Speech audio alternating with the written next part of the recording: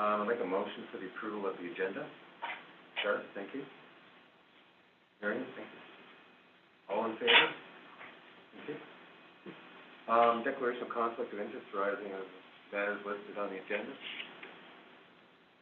Hearing none. Presentations, deputations, and public question period. I don't think there's any today. Confirmation of the minutes of the public meeting held November 25th, 2020. Need a motion for that. Jill, thank you. Marion, thank you. All in favor?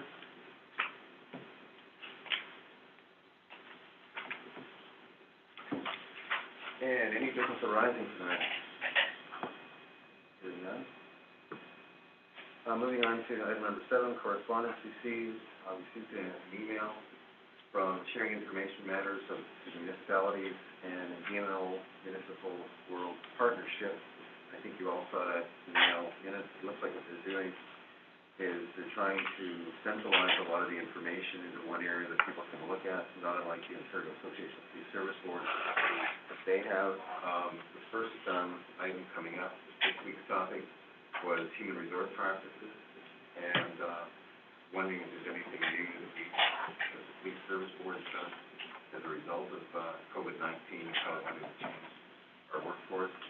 I think that's something that we don't have a lot of time to do to respond to things like that.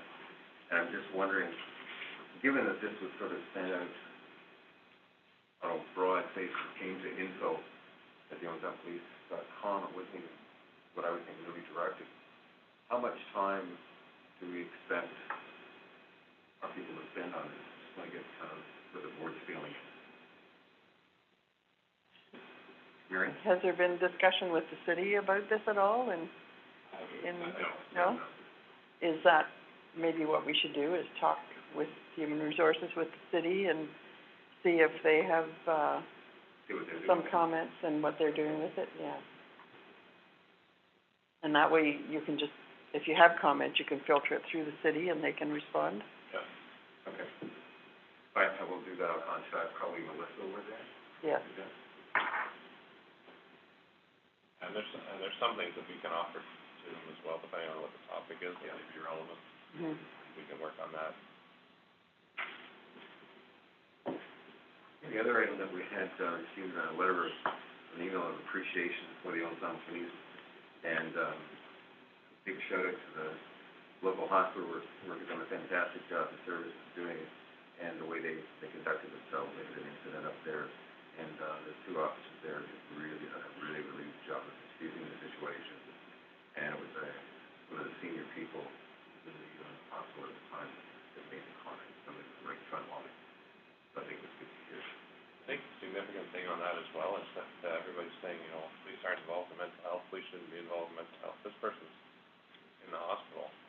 It's not, we're still getting calls that this is just mental health. Yeah. Yeah, clearly. I agree. And that's the age-old story that when it's after hours, who do they call? They can't call mental health people. It's 911. There's only one person that responds to those calls.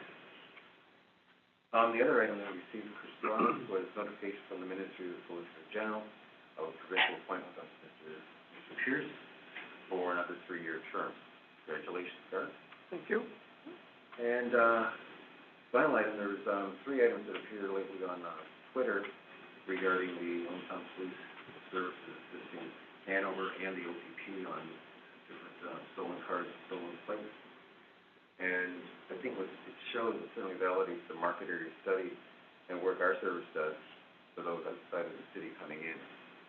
I also wanted to point out the increased use of social media, not only by other police services, but also here, and the great work that Jason is doing to support some of the social media. And I think by doing that, it gets the word around of just what a great job the Hometown Police Service is doing in assisting our area counterparts.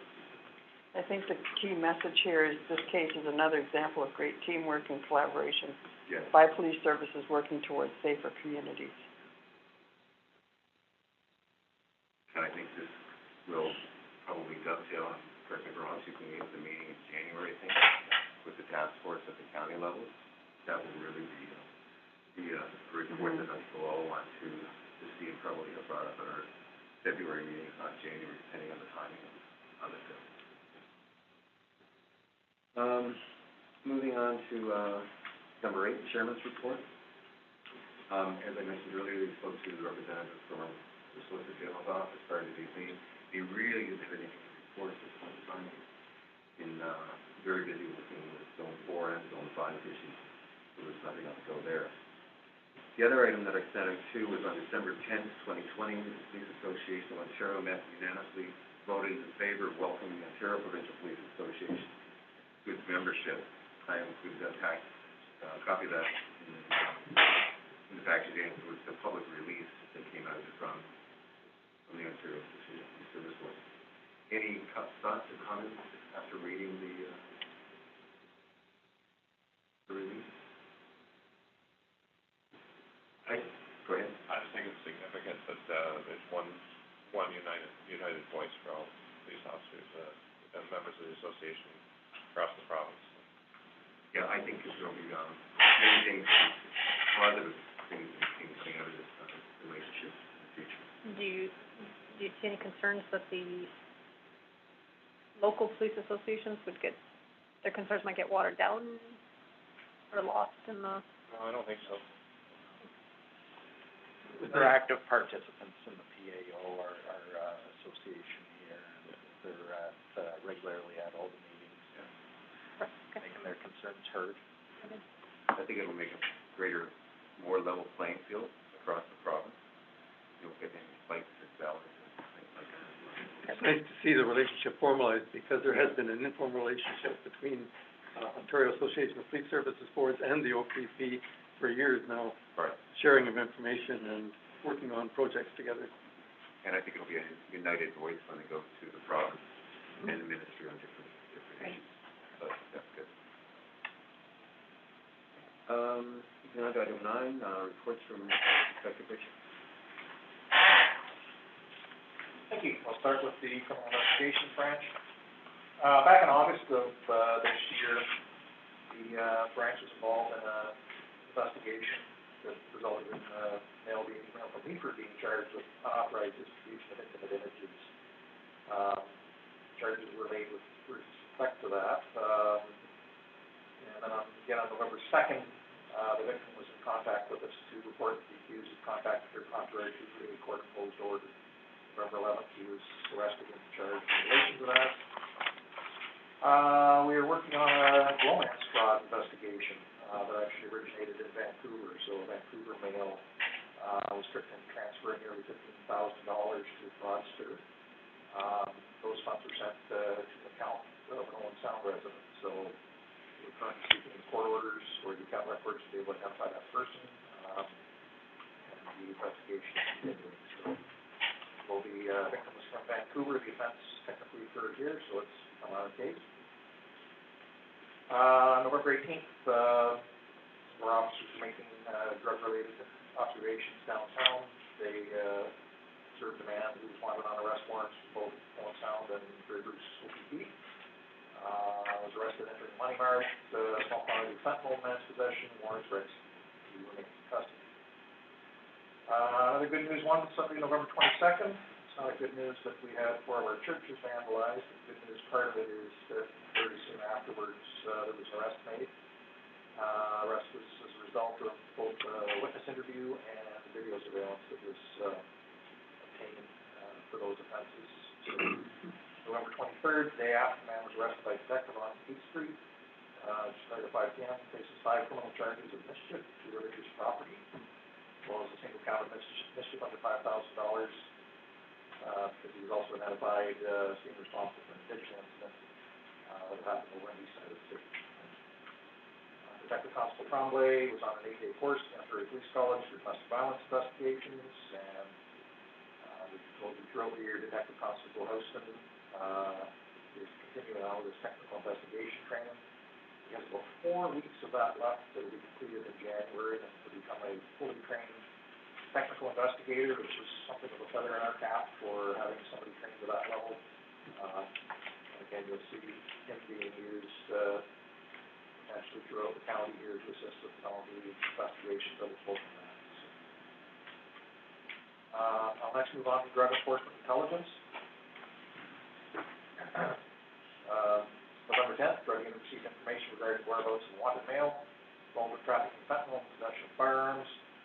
Vehicle associated with the male was located at a residence in Newstadt by the West Grey Police.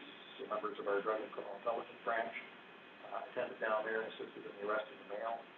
Subject was found to be in possession of 7 grams of fentanyl and nearly 9 grams of cocaine. That may not sound like a lot when you're thinking of the weight, but fentanyl is typically sold in points of a gram. So that is a fairly large quantity of fentanyl. Search was conducted on the vehicle associated with the man where additional fentanyl and 3 handgun-style BB pistols and several prohibited knives were recovered. 2 females also arrested and charged in the investigation. The females had 4 outstanding arrest warrants from 4 different police agencies that were executed at the time. They all remain in custody. And the last, November 17th, 21-year-old man with no fixed address arrested by members of the Old Sound Police Service after a brief struggle in a downtown apartment building. Officers found that he was concealing a loaded and sawed-off rifle in the jacket he was wearing. The loaded rifle did not have a safety mechanism. The man was also found with numerous rounds of ammunition as well as a small quantity of fentanyl. The man was found by a court-imposed order prohibiting from the possession of firearms, and as a result of convictions for previous violent offenses, a total of 12 criminal charges laid against the male, including possession of loaded prohibited firearm, carrying a concealed weapon, possession of a weapon dangerous to public peace, and possession of fentanyl. Good person to get off the street. Absent of any questions, I'll move on to the auxiliary unit. Throughout November, the auxiliary was very active with a number of community events.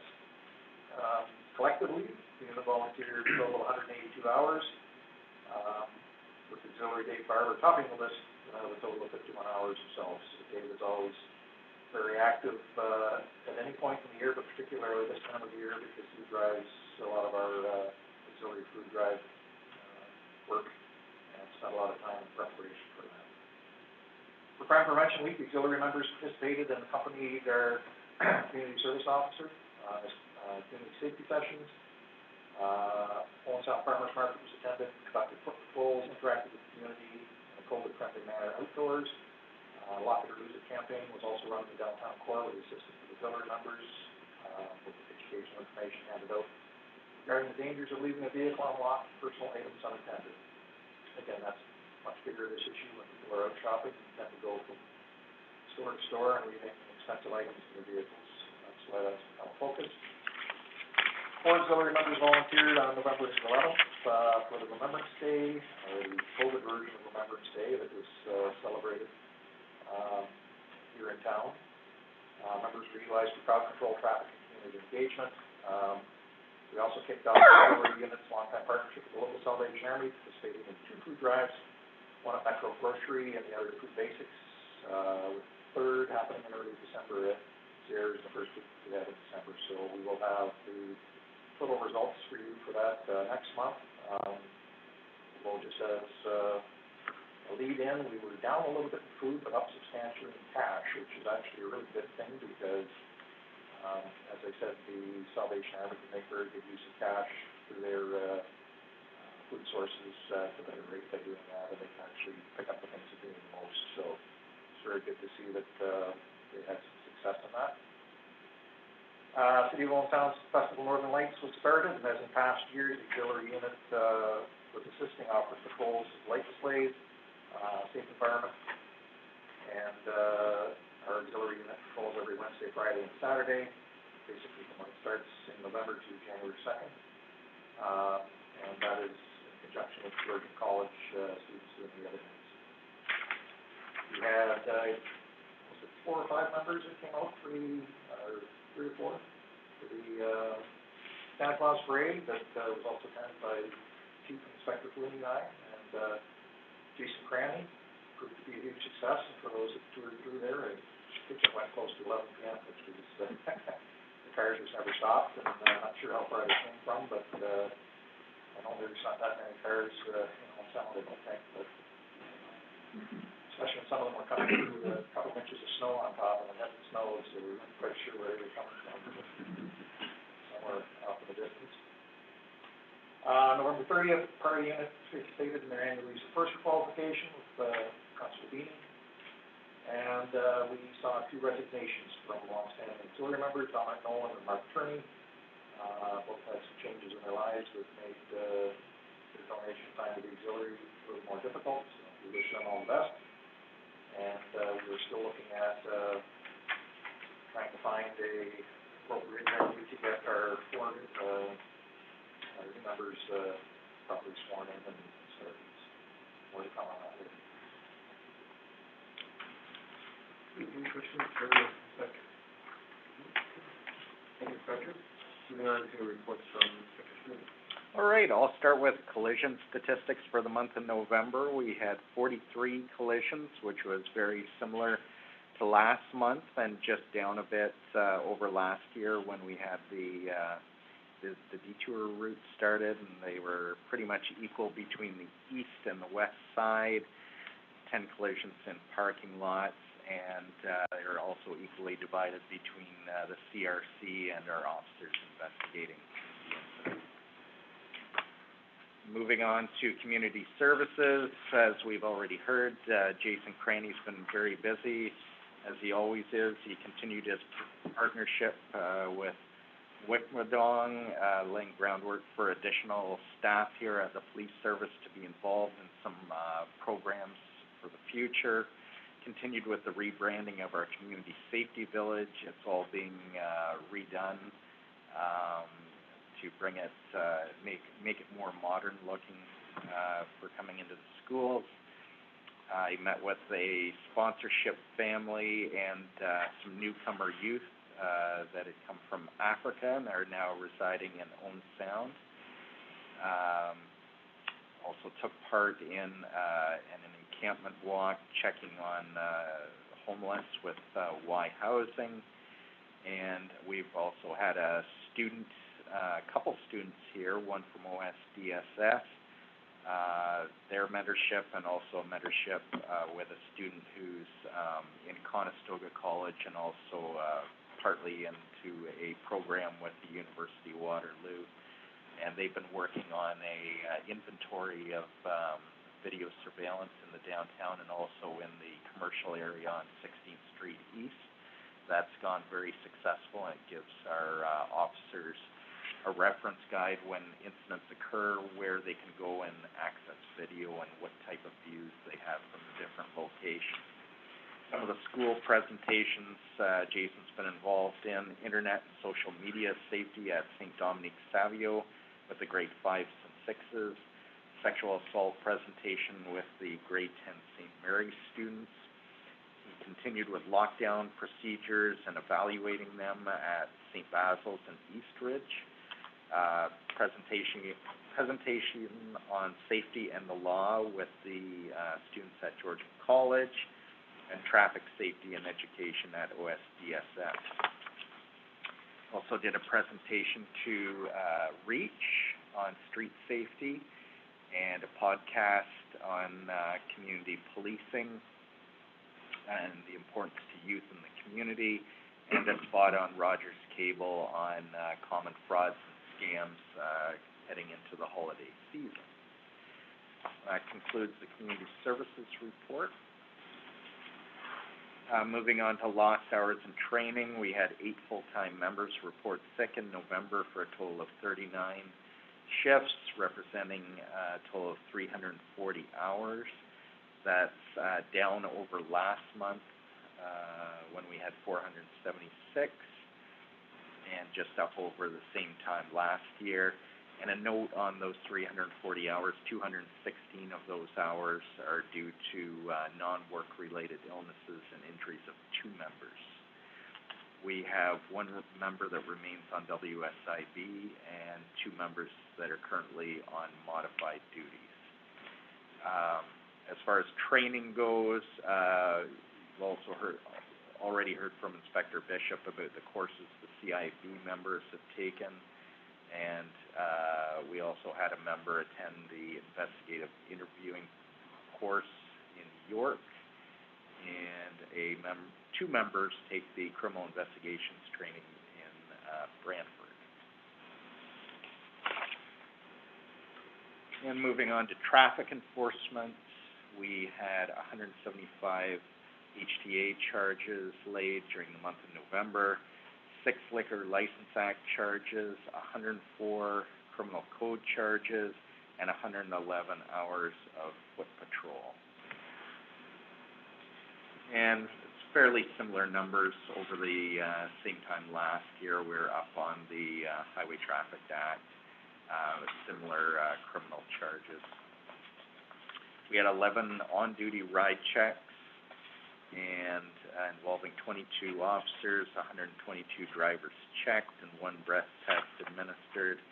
And there were 7 provincially funded ride checks during the month, resulting in 9 HTA charges or warnings, 4 breath samples, and 981 vehicles checked. That concludes my reports.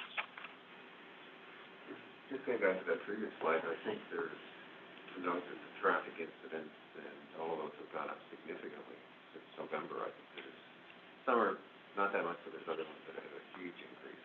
And I think that speaks to the issue of 40,000 people coming into the city of Owen Sound, or the population being at 40,000 during the day, and just generally probably some COVID fatigue involved with that as well. Mm-hmm. People wanting out of their road, they want to rush and get to where they are and get home again. Right, thank you very much. Moving on to report from Director Flynn, and I will be looking after Director Commission reports today. Board bylaws, not a lot to report there. 2 license renewals for taxis, 1 new license issued, and 1 adult entertainment license issued during the month of November. Chief received a number of invoices related to false alarms to be sent out for signature. I'll move on to the courts report if there's no questions on that one. Again, not a lot to report there either. No custody transported from the courthouse, so that's just in relation to all of the appearances are basically being made by video, audio, ourselves here, so transfer comes to 6 miles directly from the station here. So 46 OSPS persons were in custody here by audio, most making numerous video appearances throughout the month. So we had no meals provided, custody of the courts, total special constable hours 720.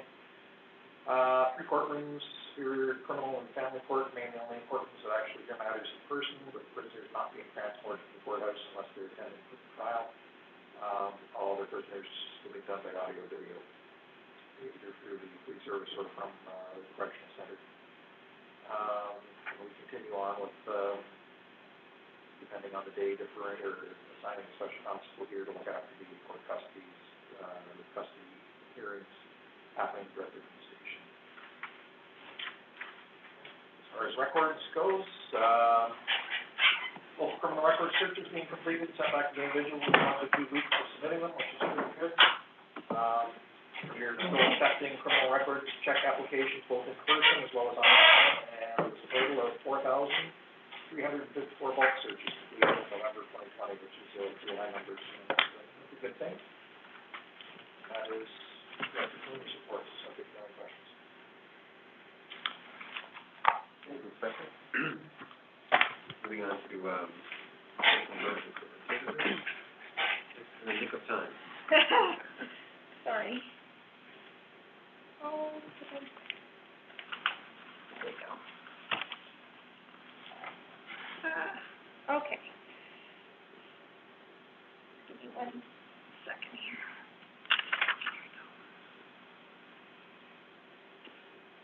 Here somewhere. All right, so your calls for service for November 2020 was 1,424 versus 2019, which is 1,233. So we're up in calls for service. Your busiest days of the week for November were Sunday, Thursday, Friday, and Saturday. And in 2019, it was Monday, Wednesday, Thursday, Friday, and Saturday. Busiest time for 2020 in November was 8 a.m. to 10 p.m. They had a little drop between 10 and 11, but then it picked up again from 11 till 2. And then your response time.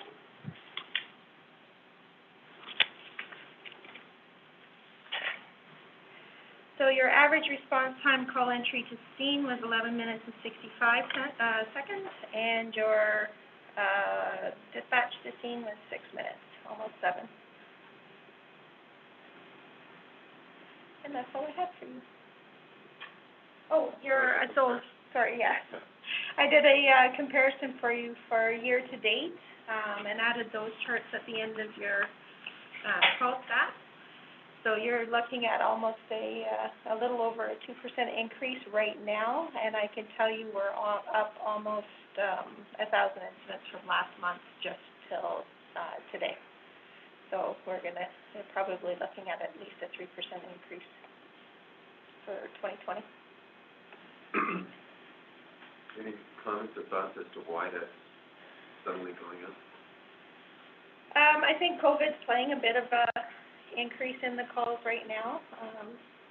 We're receiving a lot more calls for neighbors' disputes and people's patients and stuff for a little bit of a low. So we're getting a little bit more calls for service with respect to things that we don't normally hear this time of year. COVID fatigue, basically.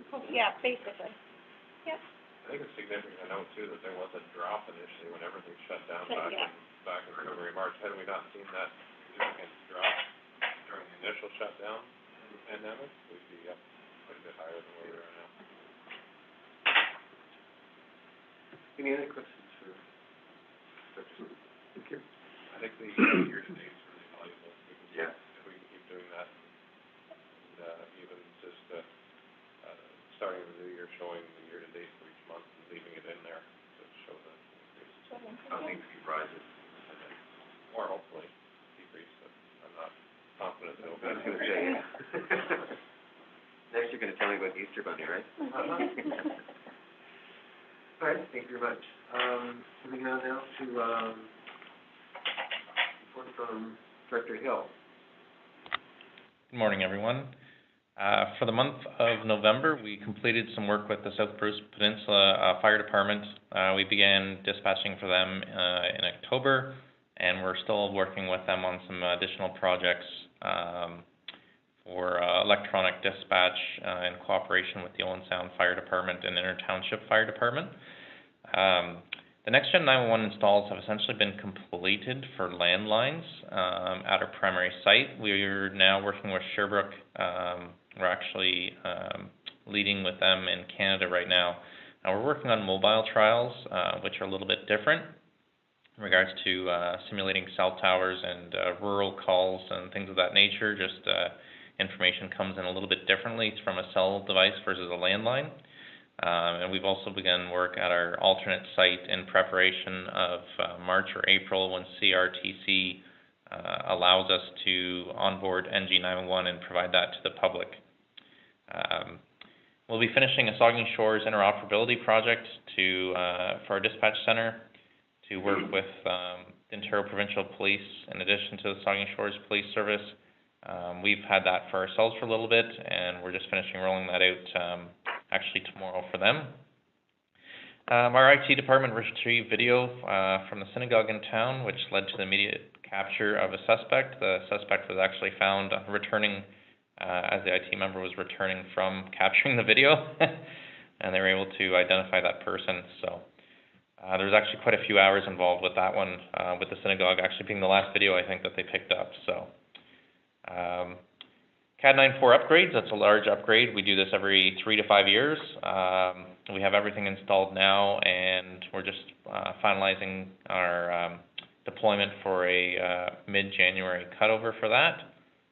That'll be providing some upgrades for our mobile dispatch terminals to our officers, as well as our dispatched agencies that are using that as well. Month of November, we also worked on a feasibility study for the upstairs dispatch room that we're looking at in the what we call the bowling alley, and there is some significant upgrades at the courthouse for OSPS purposes to facilitate some video bails and the Justice Video Network, as well as officer testimony. So that is my IT report for November 2020. Director Bell, any comments, questions from anyone? Great, thanks very much, Dan. There's no request for action on any of our reports, so we place on the file the minutes of this meeting for future reference. Moving on to item number 14, financial reports of the chief of police. Yeah, so just going through the November financials, it shows that they're, and the officers 3,100 that were under budget, civilians were over budget. Some of the, civilian, variances there relate to having to backfill shifts and having to, fill shifts that people are intending to work. And certainly, canceling time off and calling people into work on overtime, has cost us, significantly lately with the staffing issues that we're under right now. Courts, you can see we're under, significantly as a result of COVID with some of the reductions in staffing, at the beginning, but now we're kind of back to where we normally would be with staffing, and the, board's, pretty much on track. Our capital assets show that we're way over purchased. Some of that relates to some, the need to make some purchases for COVID-related expenses and technology as a result of having to set up, technology in the stations for court and being able to move some people to work from home, all of those different things. So, and some of those purchases still have to be determined whether they fall under capital assets or there's some operational things that we're just going over with Donna. But in the end, where it shows we're just under for November, I would say we're probably in around that area, or maybe just over. It changes our variance for the end of the year as well. Where we thought we may have had a larger surplus, there's an extra pay period in December, a third pay period, so I'll be more in line with where we're supposed to be. Are the 219 actuals correct? The 15 million? Yeah. No. Right. I noticed that I just noticed that this morning. So the one shouldn't be there? No, I don't believe so. It's Yeah. 5. Right. So subject to any questions, I think the issue with the, 3 pay weeks, or the extra pay week in the year, is a significant explained variance. Not unusual, and I think it was probably the city that found it at the 11th hour, and went, oh. I'm not sure if the city may have known, but when they sent over the finalization out of, ending the year, I think for Donna, that's when she realized there was a third pay period that fell into 2020 as a result of the leap year, so. Because I know previous, when we were discussing the budget with Tim and, Kate, there was no mention of an extra pay week in the year, so I think it might be something that it's just over with. It happens every 4 years or something like that, every year. Yeah. That's the budget, the financials for November, and then there's a report, and it didn't print off on my copy, but I'd be looking for approval of the outstanding accounts for payment. So we have that number there. Sure, thank you. Seconder? Yes, for $50,398.41. Thank you. Great, that's carried, thank you. All in favor? Right, moving on to item number 15, operating reports from the chief. So my activity report, a lot of meetings by Zoom and a lot of meetings, on budget preparation, city council, education session, and those different things. Spent quite a bit of time over the past month, but I think it was well worthwhile, and certainly I'd like to thank the other members of the senior leadership team for all the work that went into those presentations and those reports, and I think it was worthwhile and justified where we sat on our budget and why we were looking for some added resources. So. Yes. I just want to extend on behalf of council, thank you very much, and to all the staff and the help that you did provide, and the very detailed explanations that council got throughout the budget of police services, and a much better understanding of how the service acts. That's my report, and then, back to you. Yes, and moving on to other items of new business, we made a request for meeting with, Chief GI, who is the consulting firm that's doing the court security funding program. So in your package today, you received a copy of the email that Chief Ambrose sent out to GDI. I used to have a company called CDI, so I'm having problems getting my tongue around the two Gs. Also, the Ontario Association of Police Service Boards, on behalf of GDI, sent a brief questionnaire to the chairs of all police service boards, giving them an opportunity to provide input into the whole exercise that the consulting firm is doing. I responded, in my comments, for the most part, probably paraphrased what Chief Ambrose wrote in his email, and the concern that any reduction in grants that we have or that are made could have a significant impact on the taxpayers of Owen Sound for something other municipalities are benefiting from. Now, have you heard anything back from? I haven't received a reply from them. They had some scheduled dates for input, and I haven't heard anything back on those. I believe one of them was the 15th, but I haven't heard I didn't hear back in time to participate in that, but I will stay on them on that. Yeah. And as well, there were two lengthy surveys completed by police service, well, I completed, and with Donna Flood as well for the one on financials and one on acts of how we use the court, how we do provide court security, who has input into that, things like that. I think it's I think, Mr. Chairman, it would be important if the individual could come up here, because our situation is significantly different than many other places in Ontario, with the courthouse being located here and serving such a large area, and that is fairly unique in the province, and would hope that they would be able to come to Owen Sound and hear from everyone the significance of that unique situation. Yes,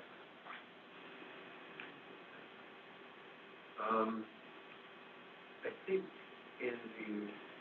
you had something that you wanted to bring up. Yes, I do. Mr. Chair, the city has given funding towards cannabis, licensing, enforcement, et cetera. And I wanted to make a motion that this board request, the city of Owen Sound, and it should be sent to mayor and members of council, that they provide some of that funding towards proactive enforcement by our community safety officer. I know that the federal government has given the city $32,000, so I have no idea what portion of that, but do you have a suggestion on an amount? Off the top of my head, no, but certainly the community services officer does a lot of work related to school-age children and other things involved, and with substance abuse, and it would be beneficial to him to have some access to those funds. So basically requesting that the police services have access to the funds for proactive approach to education. Okay. So I'll move that motion. Joe, second. Thank you.